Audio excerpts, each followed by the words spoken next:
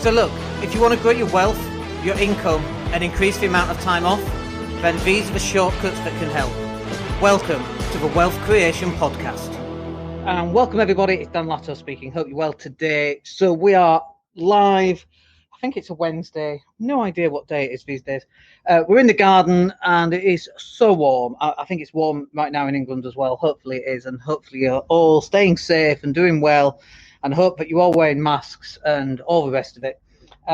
So let's just talk about the opportunity of 2020. And I've been speaking to a lot of people who have been furloughed or they're at home, or they've been furloughed and there's a risk that they might not have a job to go back to, and obviously very worrying times. And so there's really two ways to see this right now as far as I can see. The first one is where the sky is falling down on us and there's nothing you can do. So, you know, your life is in the hands of other people. That's definitely one way of seeing the world. That's not how I see the world, however. So the second way, which is my way, which is whenever there is something big going on, there is an opportunity somewhere. And your job is to try and find what that opportunity is. And you might not know what the opportunity is. And sometimes it might present itself and you might not see it because you don't know it's an opportunity. So someone might say something to you in passing, you know, someone's business is going bust. Like as soon as I hear that, I'm like, oh, that's interesting to me.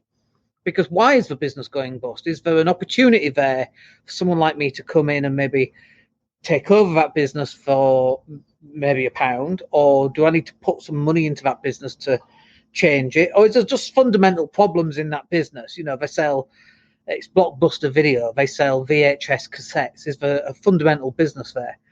But I think your job should be to find out what the opportunities are. And if you can't see any right in front of you, you need to mix it up a little bit. You need to speak to more people. You need to get out more. You need to find where problems are happening in other people's businesses, in other people's lives, in other people's properties. If you know someone and their property business is going bust, well, hang on a second. Where's the opportunity there? There are always opportunities in times of transition, as we'll call it. And there's a great wealth being moved over right now from small businesses to much larger businesses, a huge swathes of wealth being transferred over. And I'm sat here and I'm thinking, how can I get a piece of that pie? And that's the same question that you guys should be asking too.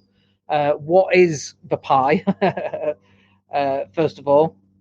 And how can I get a piece of it? So someone, I don't know who it is, but someone's just saying, when there are problems, there are opportunities. And you're absolutely 100% right.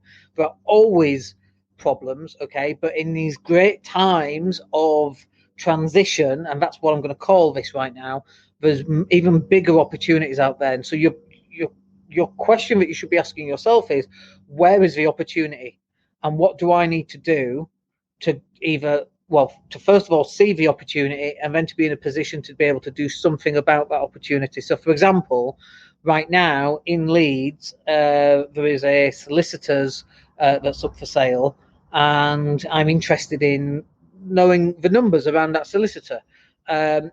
So we're investigating that. Now, we may or may not be in a position to buy a solicitor right now, but there are cash purchases, there's deferred payments, there's all sorts of different ways around buying a business. And so the question is, why are you selling? What are you going to do with the money? And by the way, this is exactly the same when we're sourcing property deals. So if my mate's selling, why is he selling? My mate's selling a house. Why is he selling a house? Well, he's selling a house because insert problem, usually. He's just got a divorce. They've got loads of debt. He's just lost his job. They're in a bad way. He's moving back to his mum's. She's moving back to her mum's. They're going to separate. There's an opportunity there. And you might go, vultures going in. Well, hang on a second. If you can help the guys and girls sell their property and move on, I think that's a massive win. And if they don't want to do it, they just say, no, we're not ready to sell to you. Thank you very much. We're going to stick it with an estate agent. We're going to let them take 12 weeks on the market and use every excuse under the book as to why it's not sold. And then we're going to drop price. And then we're going to find a buyer eventually after another 12 weeks. And then the sale's going to fall through. at the 11 week. So then here they are, 33 weeks in, more than that, actually, 12, 24, 35 weeks in. And then they're going to come back to you and go, do you know what, that estate agent thing, that didn't work. Can you buy it? Or have you got someone on your panel? Like right now, we've got investors buying from overseas. Like the UK is on a massive sale right now, and people don't kind of understand this. There's no money in the UK. There's plenty of money, and there's a lot more money outside of the UK buying the UK from underneath our feet right now. And we've totally got to understand what else is going on other than the stuff that's right in front of us. And the stuff that's right in front of us as well is Eamon Holmes being racist on GMTV, which is always entertaining. Anything from the BBC, anything from the Daily Mail, that's not reality. The reality is right now is all these people from all over the place who've got all sorts of problems that you can go in and solve. And that's literally what we do. There's a comment, and I'll come to the comment in a minute for a person who read the comment. So what we do is we solve problems. I need more marketing. Great, we can solve that problem. We've got a social media agency that creates that. I need a sales funnel. Great, we can solve that problem. I need to sell my house fast because I'm getting a divorce. Great, we can solve that problem. A friend of mine is selling his business. Great, what business is it? What problem can we help him solve? Why is he selling it? And so on. But always problems that you can solve. Raheem, I'll come on to you in just a minute, by the way. So we've got a comment. Do you think we are due to a crash of the housing market, maybe currently be propped up by the government's temporary schemes such as stamp duty adjustments? What do you think will happen once the government cut back on the support for the housing market? That's a wonderful question, and you're not going to like the answer. Right. So let me give you the answer. Okay, you're not going to like. Who cares is the answer that you're probably not going to like. It doesn't matter. If there is a crash, what do you think is going to happen in the crash? Well, 30% of property is going to happen. Great. Has that happened before? 2007? Yeah. What happened? Housing went back not only to the prices that it were, it's gone above the prices that it was. That's what happens in a crash. It doesn't matter. Now, it does matter if you've bought 10 houses off plan that are going to complete in 2 years' time. You bought them at a discount, that's not really a discount from a builder, and then there's a crash, and now you've left these 10 houses that you were buying for 100 that were worth 120 but are now only worth 80, and you've spent 100 on each one. That is a problem. So I definitely wouldn't recommend you buying anything off plan. But right now you should be dropping your leaflets, you should be speaking to vendors, you should be finding properties, and you should be buying properties. And we dollar cost average everything. Stocks and shares. Well, what if there's a crash? Great. It means we can buy more stocks and shares at a cheaper price. We're dividend investors as well, by the way, so we're looking for 6% yields on shares. So if I buy £1,000 worth of shares today, and tomorrow that £1,000 worth of shares is only worth £500, that's great. It means tomorrow, when I spend my next £1,000, I'm going to buy twice as many shares. Okay, so that's dollar cost averaging. It averages out. And there's a good book by Tony Robbins called Money. Read that book. Talks about dollar cost averaging. It doesn't matter when you time the market or trying to time the market. It simply doesn't matter. The key for you is to get into the market, and it's the same on property. What do you think is going to happen? I'd be interested to know. Obviously, there's a stamp duty issue right now, because there is no stamp duty on first homes anyway. The 3% on second homes is still there. But what that means is that there is an even bigger opportunity for people from overseas to be buying properties right now. So there's an opportunity there. When stamp duty comes back in, it might drop a little bit, but I'm not convinced as to how much it's going to drop. The bigger problem that we've got is Brexit. And if you're pro-Brexit, by the way, you really shouldn't be watching or engaging in any of my stuff. It's not for you. It's for other people. Just put that out there. We don't mind losing viewers and podcast listeners. If you're pro-Brexit, this channel is really not for you, because there's nothing on here that will interest you. I live here in Spain, and that's affecting me significantly this year. But that's going to be a bigger problem. And but the original principle still stands. It doesn't matter what the problems are. If aliens land tomorrow, the original principle still stands. I'm still buying property. Probably not in Washington, D.C., If you've seen Independence Day, you'll know why. But I will still be buying property, right? It doesn't matter what happens. The only time I probably stop buying properties is if Thanos comes along, clicks his fingers, and half the world's population disappears. I probably won't be buying property in that specific circumstance. Okay, Rahim asked, what legal documents do you need to be a legitimate deal sourcer? So there are plenty, actually. You need to get your insurance sorted out. You need to be a member of the Ombudsman. You need to be in the PRS. You need to get your, depends what sort of deals you're doing, but you need to get your memorandum of sale in place. You need to get your, what else would it be? It depends on the deal, you see. Is it a lease option agreement? You might need one of those. So there are plenty. We cover a lot of it on the training course, by the way, 27 quid, and the link's down below. But it's going to cost you about £1,000. You also need data protection registrar. I always forget that one. But you've got to be legitimate. This is the thing. You absolutely have to be legitimate when you're sourcing property deals. And this is what I say. They go, I'm not spending £1,000. It's like, that's crazy. People are going to university to study for 4 years and are spending £100,000, including accommodation and food and everything else. And yet people aren't going to invest in themselves and spend £1,000 to become property compliant as a sourcer. You need to, basically, you're an estate agent. And that's the same level of compliance that you need as a property sourcer. And I get that some people don't want to spend that, or they haven't got that money to spend. I totally get that. In which case, get yourself out, wash people's cars, clean people's yards, paint people's houses. I don't care. You generate the money somehow using manual labor to go out and generate enough cash to become a fully fledged property sourcer. In the US, you have to get a license to sell real estate. And I think that's a wonderful thing that everybody should do in America. Because there's only 3 asset classes, right? You've got property. So you need to be qualified for that, right? There are property, stocks and shares, and business. You want to get involved in all of those. So why would you not learn as much as you can, get all the paperwork in place, and make sure you've got that? Okay, next question is, do you think HS2 train will impact prices of houses, especially in Birmingham? Yes, it probably will. So a couple of years ago, probably 15, 12 years ago, those people who live in Dulwich, you can confirm this, but Dulwich didn't have a tube station, and then they were building the tube station, and it was always my idea to buy in Dulwich near to where the tube station, expecting it to rise up. And honestly, that was 15 years ago. I don't know what I was thinking back then, and I've never followed it up, but I pretty much guarantee that those house prices shot up through the roof.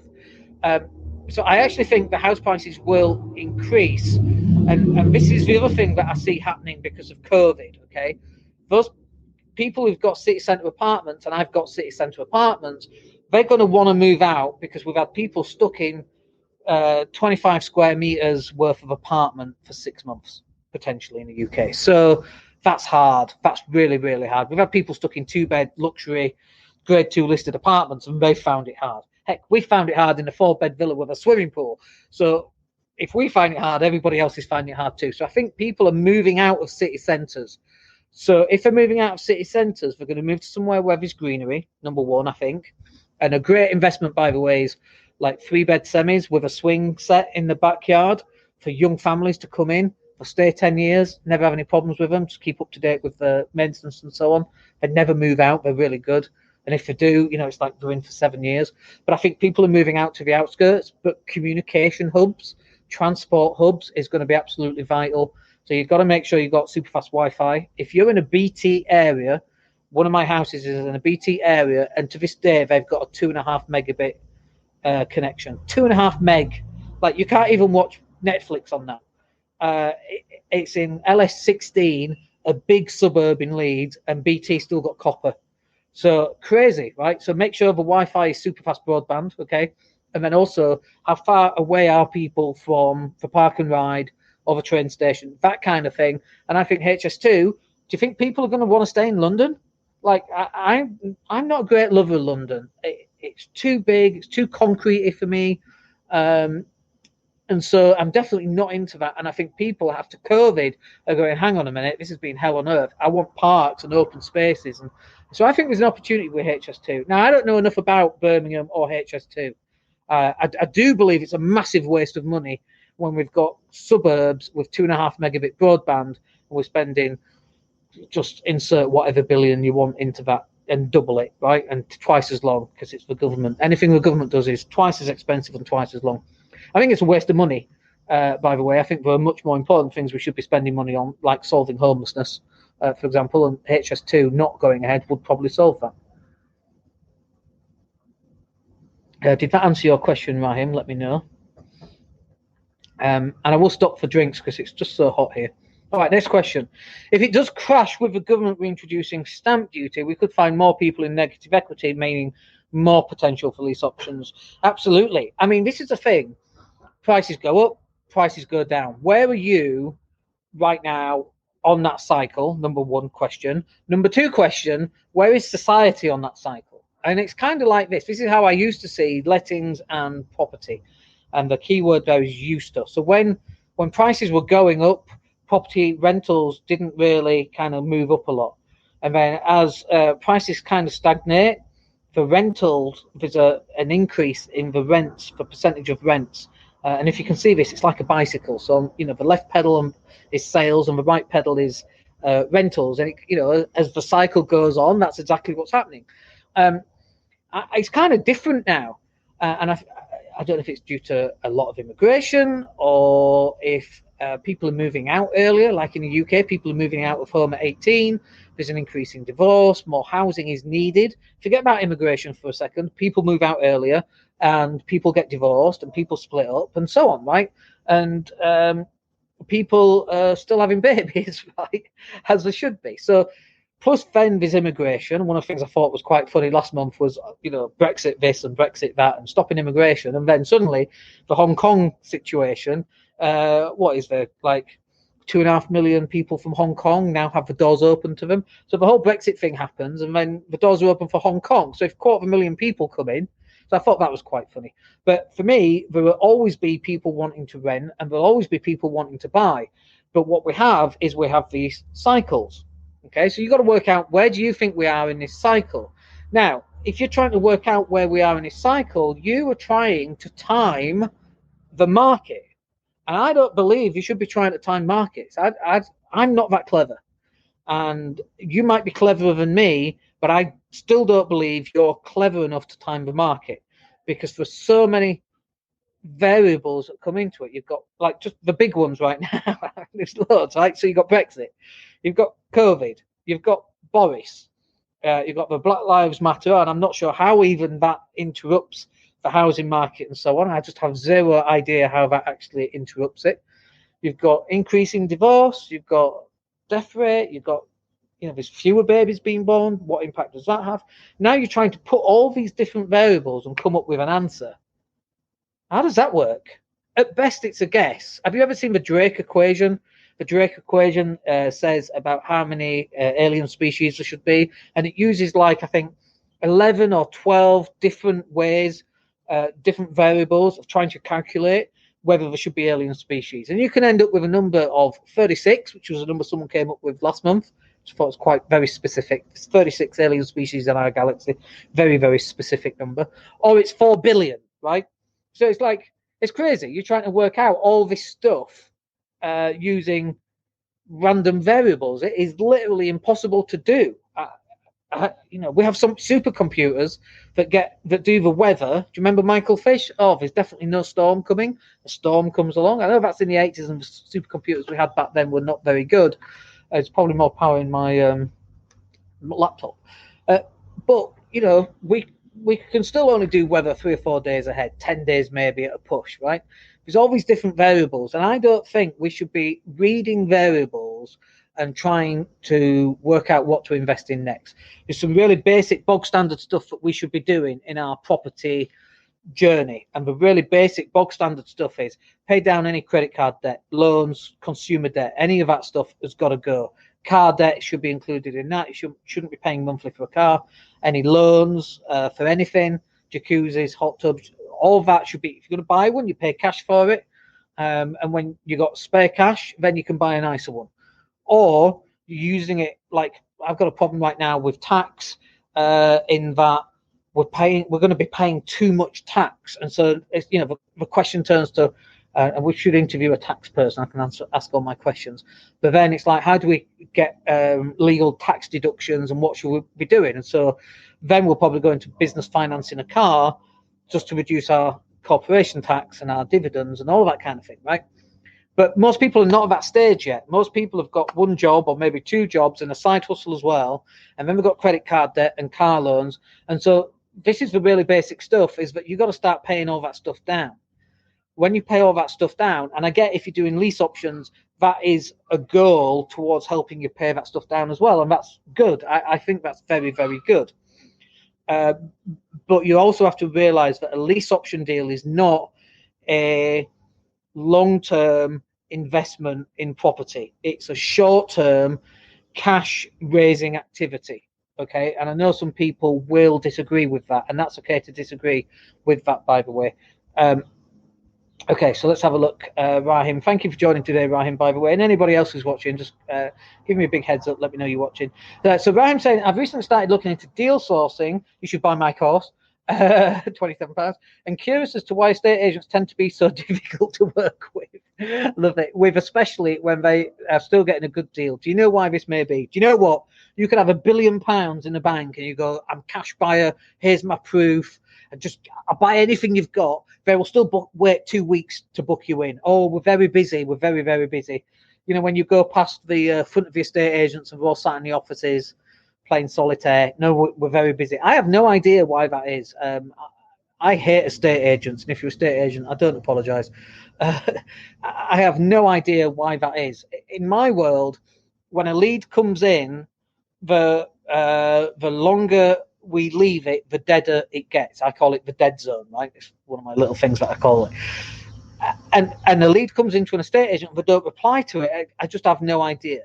On the other side of things, I think estate agents, they get so many tire kickers. People come in and go, I'm a cash buyer, and we go, have you got proof of funds? We go, no. Or they'll say yes, actually. And then they ask for proof of funds, they never quite get them. And so they know that they are wasting time. And you're saying that you primarily rent to rent, and I get that as well. But also, the estate agents have this kind of God complex. Well, I've been an estate agent for 20 years, and there's nothing that you can teach me about property that I don't already know. And so you say, so you know about lease option agreements? I go, no, they're illegal. We don't use them. Oh, no. You know about rent to rent? Oh, no, subletting, that's illegal. Like, this is it's the same with solicitors, by the way. If a solicitor doesn't know how to do something, therefore it's illegal. So, if you come across a solicitor who doesn't know how to do it, go visit 10, 20, 30. When you get to your 50th, if they're all still saying it, then it probably is illegal, right? But don't just take the word of one person. How many estate agents are you speaking with? So the other thing here is that you've got to build the relationship with your estate agent. So let me talk about that for a few minutes. And if anyone else got any other comments, then please put them in there. So with estate agents, what you got to do is you got to move in on them really slow. So let me use it as a dating analogy. Let's say you're in college, at university, and there's a girl or guy that you like in your class. You cannot go up and go, hey, let's go for a date, and let's go to the cinema, and let's have food, and let's do bowling and all this stuff. Right? It's too much. It's too in the face. Okay. What you got to do is you got to get to know them a little bit first. It's just like dating, right? As random as that sounds. All sales, which is what you're doing, it's like dating. You can't go out and ask someone, what the firstborn is going to be called and start naming kids and working out where you're going to live. You can't do that on the first date. So the very first time when you walk into an estate agent, if that's what you're doing, or phoning them, you have to introduce them to you in a delicate and subtle manner. If you come in and go, hey, I'm a rent-to-renter, we've got all these tenants waiting, blah, blah, blah, they hear it all day long. Too much, and it turns them off massively. Okay, so what you got to do is you've got to go in and you've got to say, yeah, we're looking for properties right now. And they'll go, well, what are you looking for? And you go, do you know what? I'm looking for 4 beds or 5 beds to either purchase or to rent. And they go, okay, so are you a cash buyer? And you go, no, I'm not a cash buyer. If we purchase, we're going to get a mortgage, and if we rent, obviously we've got deposit funds. We want to do the place up a little bit, and we want to rent it, for like the next 7 to 10 years. Okay, so now you get into your spiel. Now you might be buying it, and you might not be buying it, so you're kind of pushing the envelope a little bit there. But really, what you want to do is you just want to go in, you want to give that information, and then you want to be really nice, and then you might want to then leave. Okay, and then you follow up on that very first contact. Too many people are trying to get the keys to the kingdom, and they're trying to have babies before they're even getting the first date, right? So that's your first date. Like, people now know you exist. So now that people know you exist, you got to date them. Like, not really date them. Don't bring them flowers and stalk them or anything like that. That's probably not the best idea.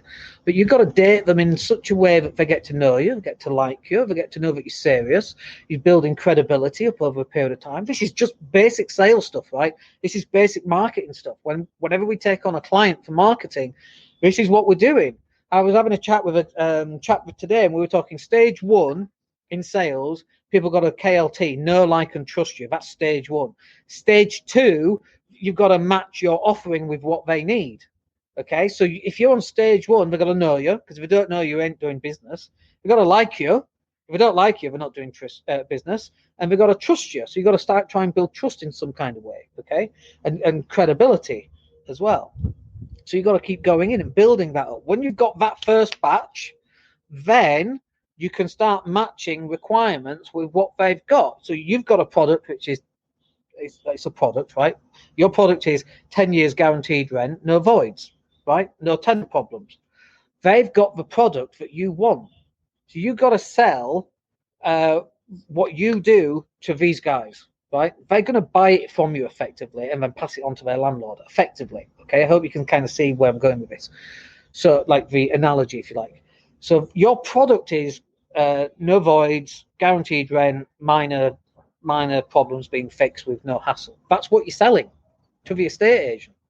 But if you're going in and trying to sell that straight away, and they don't even know who you are, they don't know you, they don't like you, they don't trust you, you've got zero credibility. These are the things that you've got to put in place. And until you do that, this is where I think most rent-to-renters and property sources actually go wrong. They're trying to get the kids' names before they get to a first date. Does that make sense, Raheem? Let me know. Let's have a look. I've contacted roughly 5 or 10 different estate agents at the moment. I'm just getting my feet wet at the moment to try and understand how everything works. What does your deal sourcing course have to offer? Click the link, it's all in there. We're having a chat with the same guy actually today, and he's gone through the deal sourcing and he's bought a couple of copies for him and his friends, which I thought was amazing. So thank you very much, by the way, for that, Dan, if you ever get to watch or listen to this.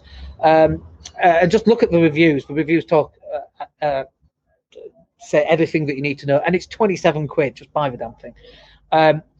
But the key here is that the way most people are selling this stuff, they say things like, yeah. You just go into an estate agent and you tell them what they want, and then they have a list of things that they have, and then they'll either do the deal or they won't do the deal. Well, that is completely wrong.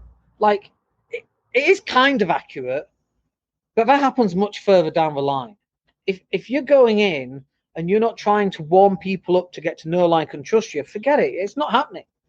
Like Raheem, for example, who's very kindly asking questions and so on. Thank you for that, Raheem. I have no idea who you are, okay? So if we met at a networking event, first I'd be standoffish because I don't know who you are, okay? This is one of the weird bits that happens, by the way. I've had this happen a couple of times. You go to a networking event, people come up to you and they know who you are, right? I've watched all your podcasts, I've listened to your videos and so on. It's a bit weird because I do not know who they are. So they might know, like, and trust me, but I don't know who they are. So they then have to build that credibility in the KLT.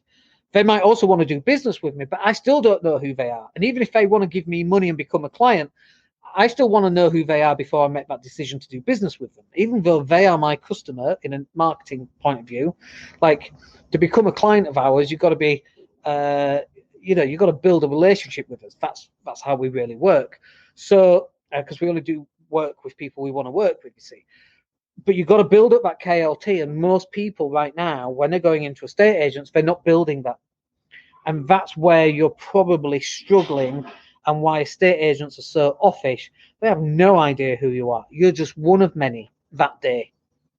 That top drawer, that secret top drawer that estate agents have, full of investors. The reason why they have that secret top drawer full of investors is that these investors have built a relationship over time, and that should be your job as well. You've got to start building up a relationship over a period of time. Okay, any more questions?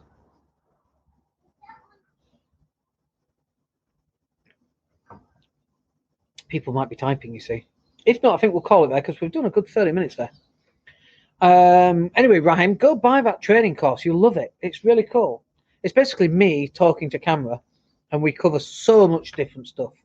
The feedback we've had on that training course is amazing. Like people saying they did a weekend course, they paid thousands of pounds, then they did my £27 course, and the £27 course was better. And people kind of confuse the low price point to mean the quality of the education that's in it, and that isn't accurate. The quality of the education in that course, even though it's 27 quid, is go take a look. You'll love it, honestly. Okay, I don't think there's anything else. So thank you very much for joining today. Other than that, we'll speak to you on Friday. I think we'll do more sat down here because it's quite nice. We're actually here. Let me show you. I can actually show you around. Here we go.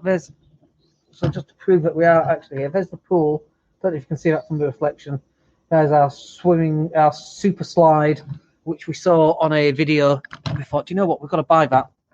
And it cost us like 150 quid.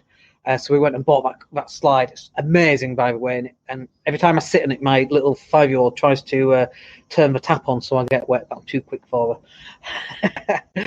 And thank you, Ryan, for joining. Thank you, everybody else, for joining. If you're listening to the podcast, thank you for that as well. Live again on Friday, Mindset and Hustle Show. Come and join me for that. Other than that, we'll speak to you on Friday. Have a good week. Stay safe. Wear your mask. Wash your hands, use the gel wherever you can, take gel with you. Please stay safe as you can, and we'll speak to you on Friday. My name's Dan Latto. Speak to you soon. Take care. Hey, it's Dan here. Thank you for listening. Really appreciate each and every one of you. Please click like or subscribe to the entire podcast.